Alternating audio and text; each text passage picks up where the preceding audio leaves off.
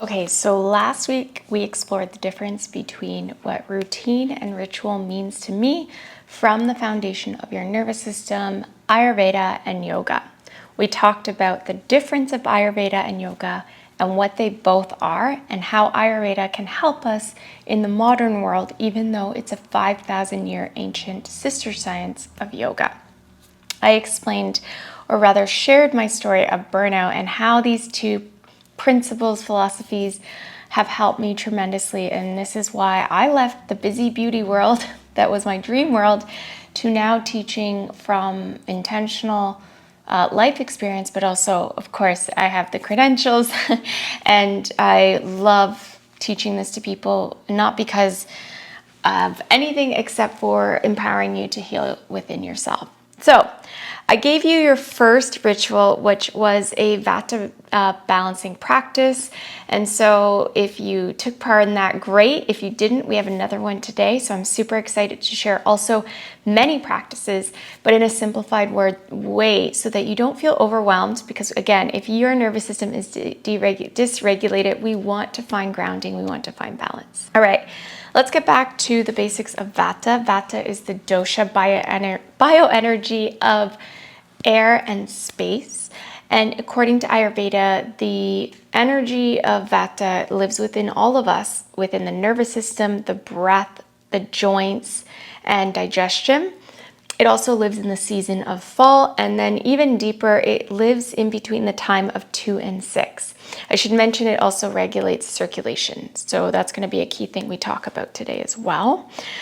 When it comes to Vata in the mind, its first movement is in the nervous system, and then everything else gets flowed through there. In the mind, it could look like racing thoughts. It could look like terrifying dreams or insomnia when the subconscious has a moment to go deeper. That's when Vata, especially if dysregulated, is going to go all over the place. But let's talk about also when Vata is balanced. Vata is your creative flow.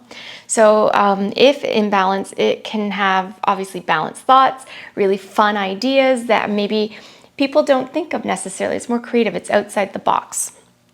So we all have Vata within us, but when we talk about the nervous system being dysregulated, we're talking about a Vata imbalance.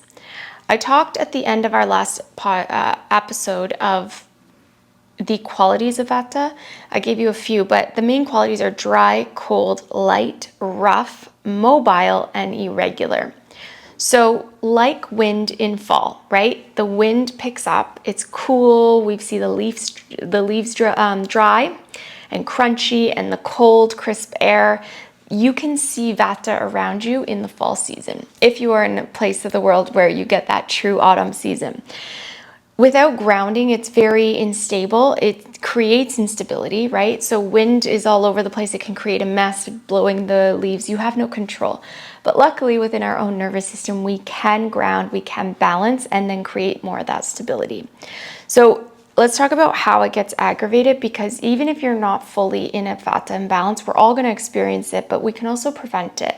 So cold weather, autumn, windy seasons, or too much travel can be a factor of a Vata imbalance. Too much screen time, too much talking, stimulation, or output.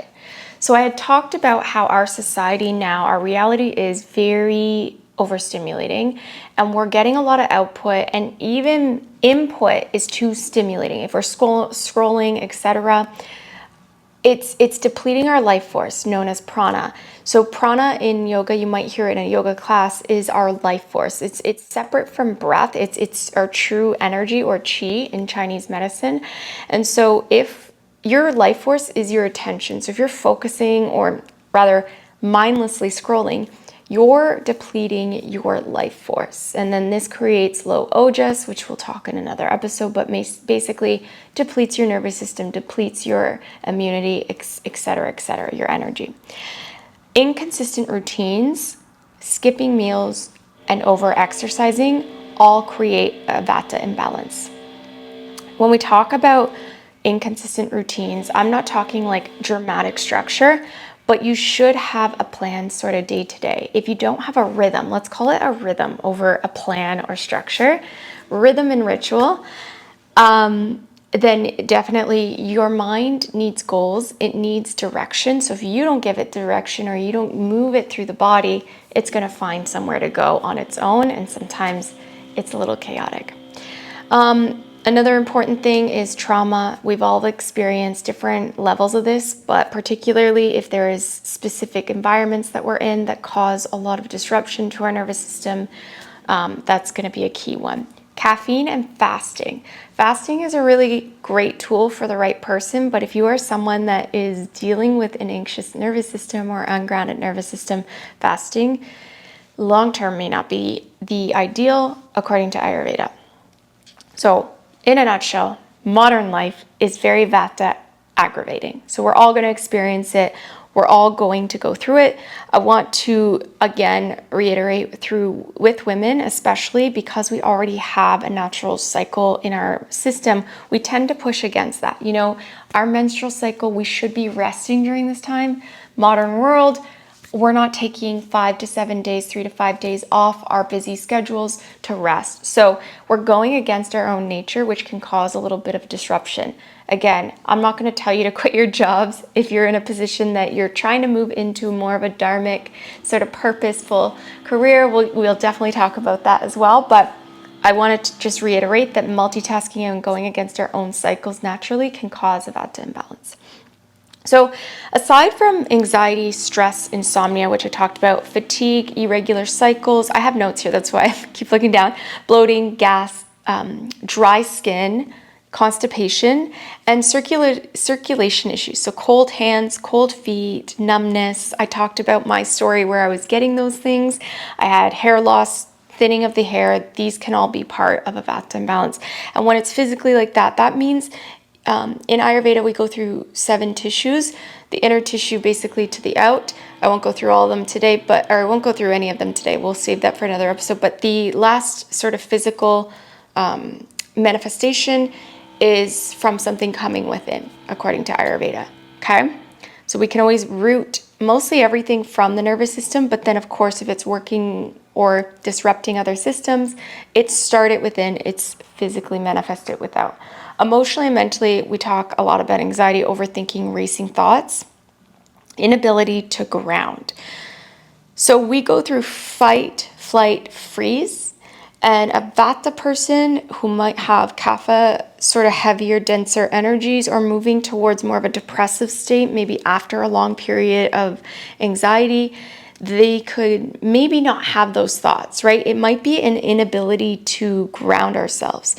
Or it could be like staying busy, right? Because when we sit still, it creates more anxiety. And then, of course, just fear, insecurities that we all deal with, but this is more prolonged. I talked about a little bit about when vata is regulated, so your mind will feel more balanced. You'll feel grounded in your body. You won't have tense. And a lot of the time, we're not feeling tension in our body. It's really amazing to me when I work with private clients or in a yoga class and people realize the pain that they have in their shoulders, their neck, their hips. But you only find that when you take the moment to find stillness. Digestion is regular, sleep becomes nice and rich and deep, and you're having slower rhythm in your breathing. You feel spacious but steady. You know, you're not like stuck. You feel safe and nourished, and that also is where you'll make decisions, whether it's life, work, friendships. You'll feel calm about it. There won't be chaos. You won't be relying on others for them to give you the answers. It's all within. When we talk about vata and trauma, this is obviously a very powerful connection. The subtle body we refer to in yoga is the one that holds sort of these stories. And trauma often lives in vata dosha with dissociation, hyper-vigilance, so you're kind of on edge all the time. And then I talked a little bit about fawning, which is that freeze or fear states or like shutdown mode. So our nervous system goes through those things daily on subtle levels, but this is where you're starting to get stuck in more of those states. And of course, trauma is something that should be supported, especially if it's, ongoing or a particular imprint in the body, you should be working with a professional to help you move through that. Because again, you can't think out of anxiety. You can't think out of nervous system dysregulation. You can cultivate more positive thinking, but it's not the key to getting into the movement, because we need movement to be the ideal. We need to work the pathways, let's call it, the avenues of how that energy is moving. So Vata types will find it, or if you're going through the dysregulated nervous system, then I'm talking about prolong, you're going to find it really hard to even connect back to your body, which is really hard. Like the jump back can feel almost painful because your body, it knows this hyperness in the body. This movement is nonstop. So finding stillness, like I said, can bring up pain, physical, mental, emotional. It can bring up, it's a sensitive part when you start to regulate. Sensitivity is through the roof, through all those states, emotionally, etc. So predictability or structure of some sort is what's key to helping your nervous system regulate.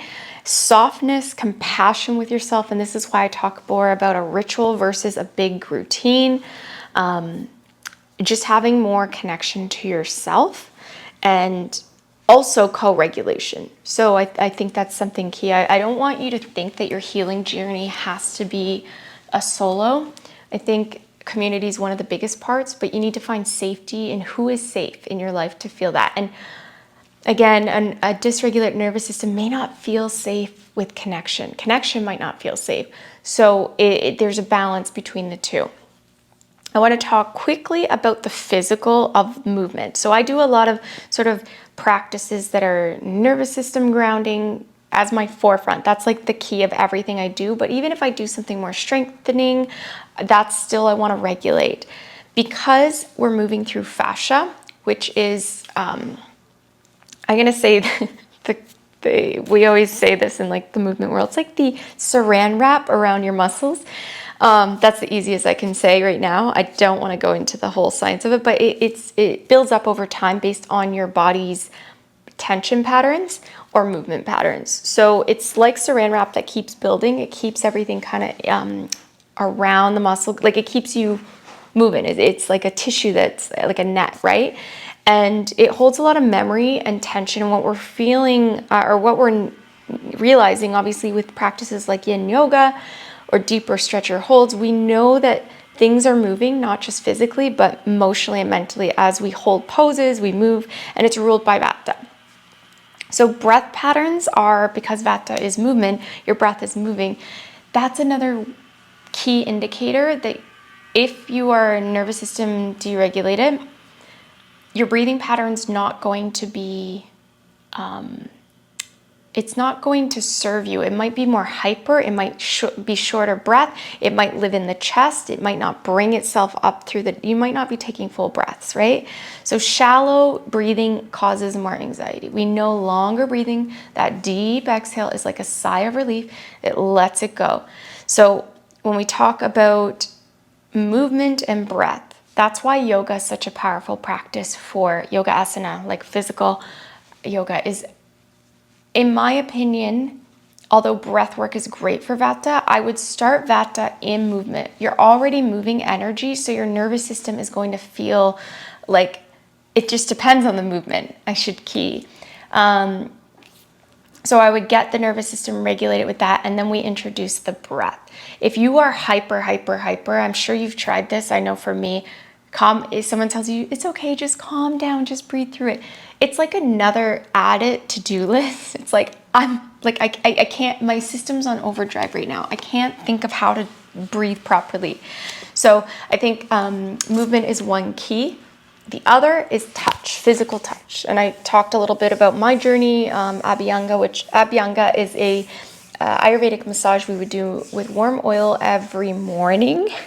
I know we all don't have that time, so fitting that into your routine. But something else you could do, safe touch, is just something like havening, like you rubbing the arms or even tapping, butterfly tapping each shoulder or arm. It regulates the vagus nerve, which another episode for that, but it helps you connect sort of that mind, gut, full body system regulation. It gives you the green light to find safety. So these aren't really the routines. These are just a little way to understand how the senses can work in your favor, right? So touch, breath, and movement, using the body as a tool. Now, something else that can help Vata is sound. I say can because you got to be careful.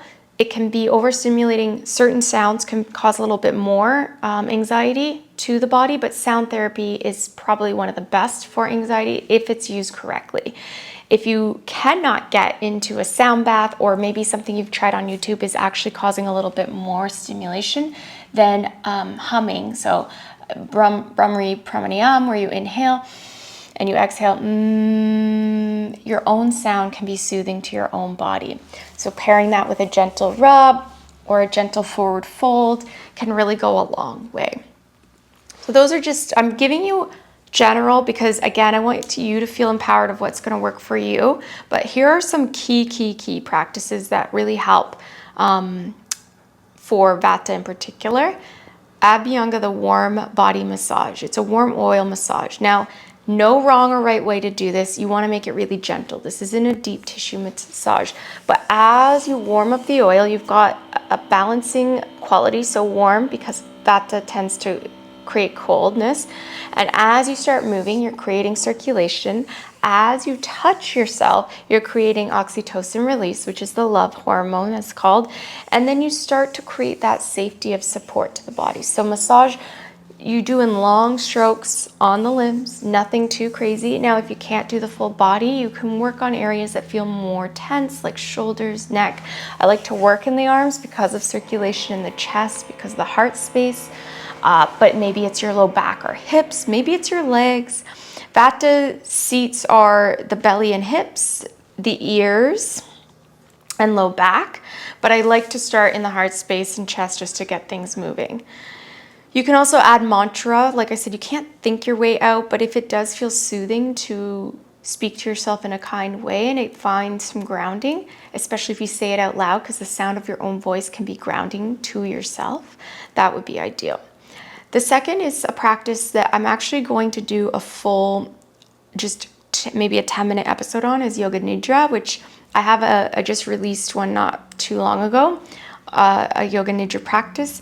It's the yogic sleep. So this here helps bring Vata into a deep resting state, but staying conscious. It regulates subconscious patterns without you doing work. So all you have to do is focus on the guide or the teacher's voice, and your mind and body are doing the work for you.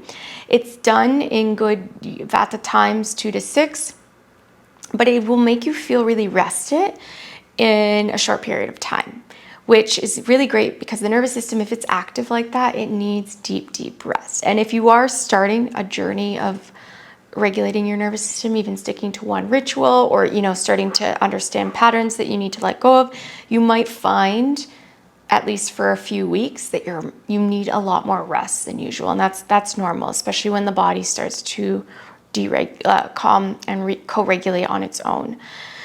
The third thing I talked about was rhythm. So schedules or routines are important, but it does not have to be overstructured.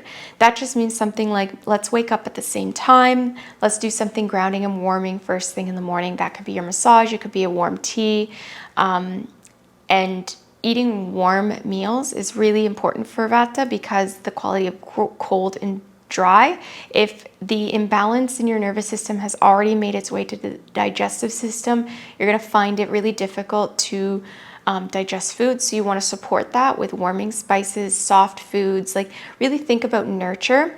I could do a full episode on Vata eating principles. I think that actually would be great because it's fall season. But you can also drop questions if there's something that you're thinking of that might be good, but you're not sure. So sleep is important. Go to bed also at a decent time. I think as the night goes on, your subconscious gets more active because it's time to rest. So if you're up late as a Vata person, those insomnia, strange nightmares or weird dreams might pop up and not give you the rest that your body needs. So let's review. I just had some practices here. I probably am just reiterating, but the qualities of Vata and then the balancing rituals. So last week I got you to kind of point out some rituals for yourself. I didn't want to give up front because I wanted you to see how easy it is to access these rituals with what you have.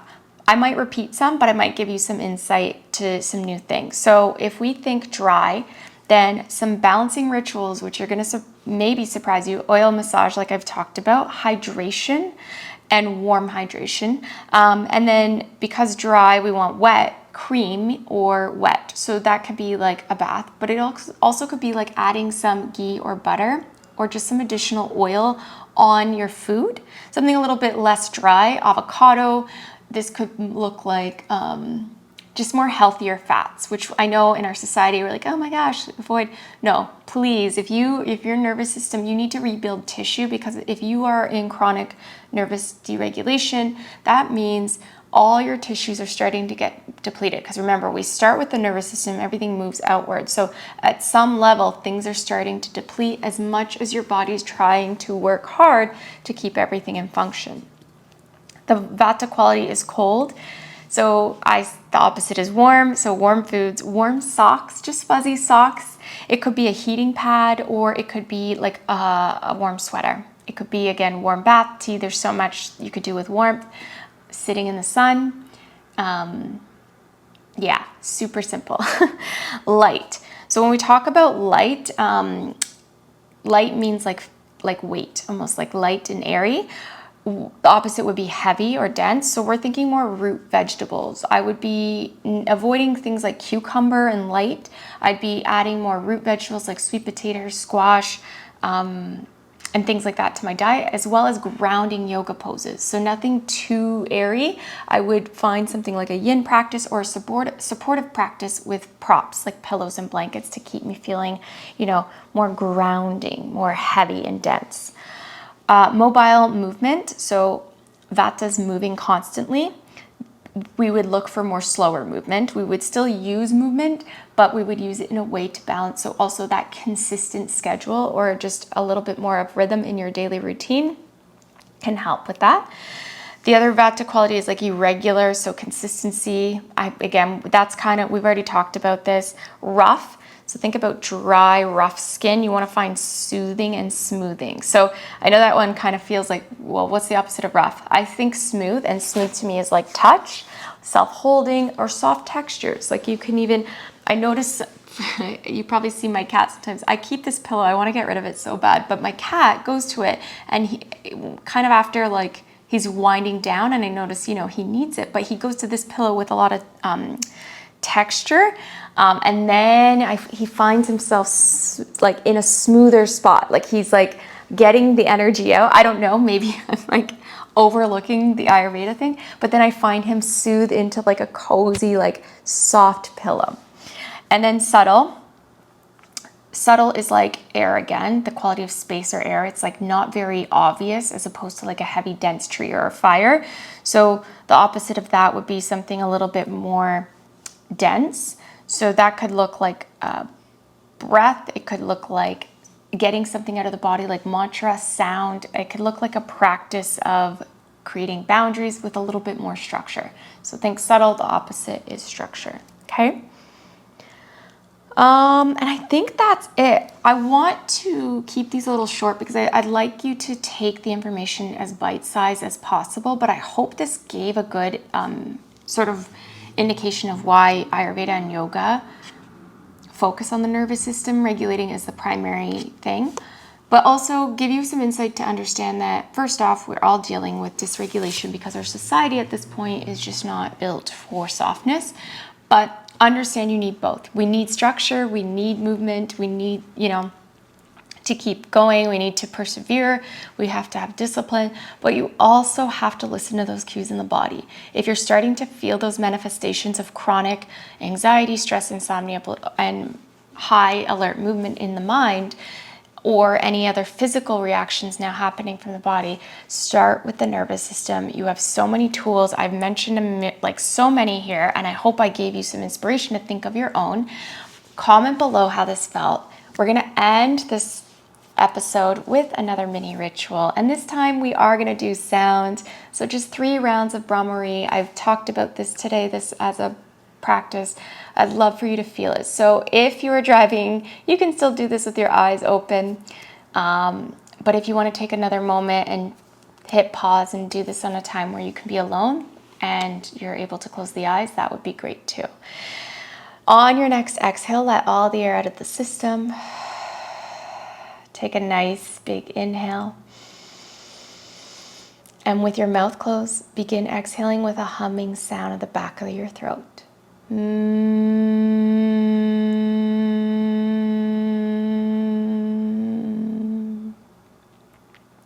Take another gentle inhale. Let's close the mouth. Exhale with your hum.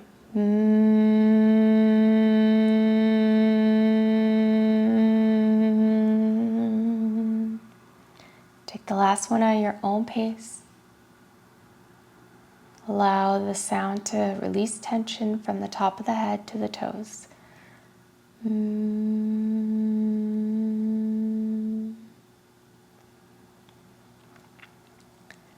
When you're ready, join yourself back in the space, back in your body.